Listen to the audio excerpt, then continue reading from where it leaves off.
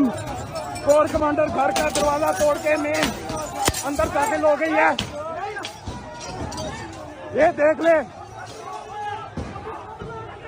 कहा था इमरान खान को ना छेड़ना सर। सर आपको कहा था इमरान खान को ना छेड़ना। Civil war is erupting in Pakistan. We're going to see the astonishing escalation of a political conflict inside the nation, how it's spinning out of control, and why it looks like our own deep state's fingerprints are all over it. The scenes coming out of Pakistan today are absolutely shocking. Violence and civic unrest is spreading throughout the nation, all in response to the arrest of the very popular former Prime Minister Imran Khan after he entered the Islamabad High Court for a hearing in a corruption case. The arrest sent shockwaves throughout Pakistan in that it is being seen as an absolutely unprecedented political escalation, and it's threatening to unleash nothing less than civil war throughout the nation. Here's how neighboring India is reporting on it. Arson, violence and chaos rule supreme on the streets across Pakistan, across multiple cities from Lahore to Multan, and these are images that we are showing you of the house of the 4 Corps commander. The Lahore Corps commander's house has been set on fire. The Multan Corps headquarters and cantonment has also been targeted. But protesters, in their excitement, and we will show you those images. As you look at this image, this is the Lahore Corps commander's house. These are protests of Azadi. Azadi protests on the streets of Lahore and Multan and other parts of Pakistan.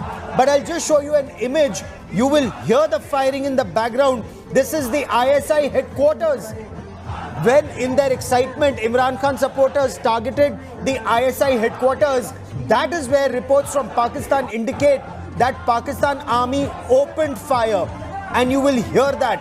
In fact, Pakistan Army has opened fire at protesters. Lahore Corps commander's house has been targeted. We'll also show you images, and I want our producers to show you the image of Radio Pakistan headquarters also being set on fire.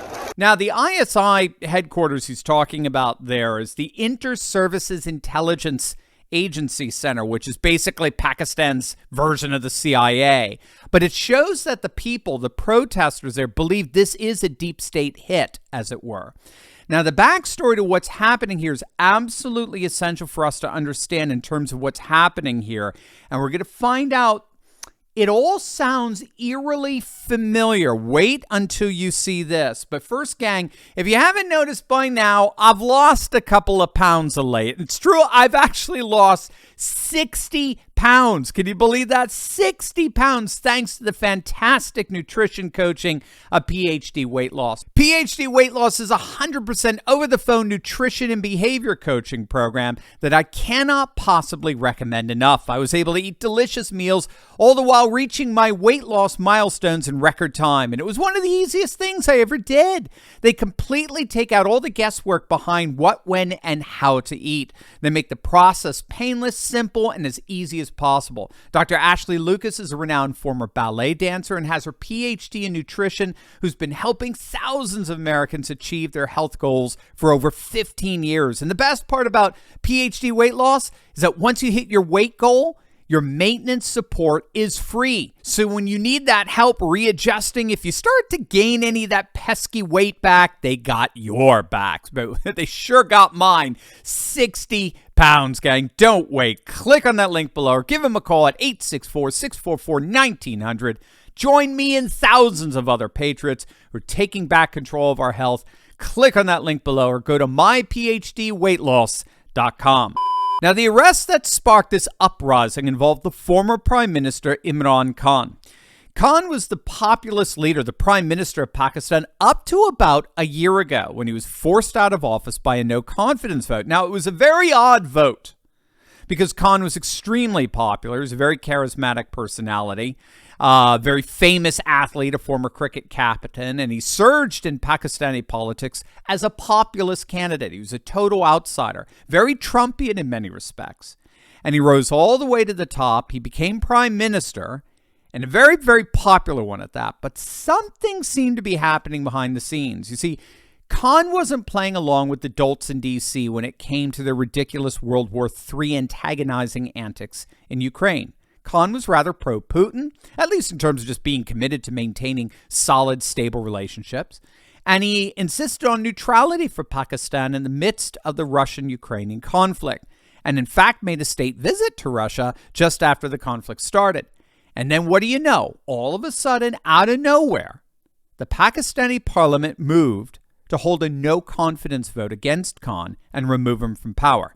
Now, originally, the parliament's deputy speaker refused to hold a vote of no confidence. And so the president, who has more of a ceremonial role in Pakistan, he suspended parliament and ordered new elections so that the people could decide. But then the Pakistani Supreme Court stepped in and canceled the elections and forced the parliament to go ahead with the no-confidence vote. And Imran Khan did not mince words. He recognized what this vote of no confidence was. It was nothing less than the U.S. State Department doing what it does best, launching regime change initiatives, right? Either in the form of color revolutions, as was the case in Ukraine back in 2014, or in deep state coups. And that's what, in effect, we saw with Khan. The Pakistani government is rife with corruption. I mean, Pakistan makes corrupt nations look like choir boys in comparison.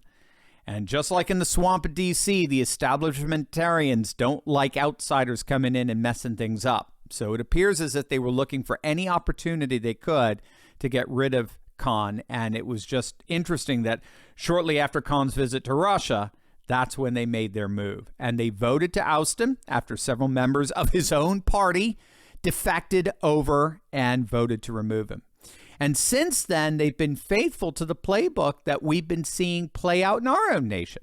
They immediately sought to have him arrested. And as of just hours ago, that's precisely what happened. They arrested Khan on bribery charges, which is laughable given the corruption of Pakistani politics. And the fact that this move predictably spiraled the nation into chaos does indeed suggest that there are foreign powers, shall we say neocon powers, that don't care about such chaos behind this. That's the widespread sentiment right now going on among supporters of Khan. They see this as U.S. foreign interests invading and dictating their national politics. And obviously, they're not happy about it, to say the least.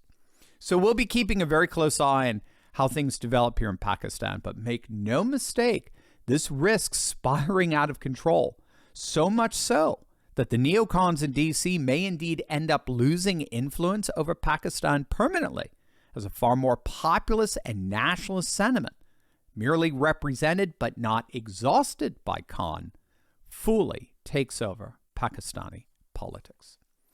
As always, make sure to smack that bell and subscribe button. You'll definitely want to check out my latest video. You will not believe what's happening at the southern border, but it may indeed be that which undermines the Democrats' rule permanently. You're not going to want to miss this. So make sure to click on the link and I'll see you over there. God bless.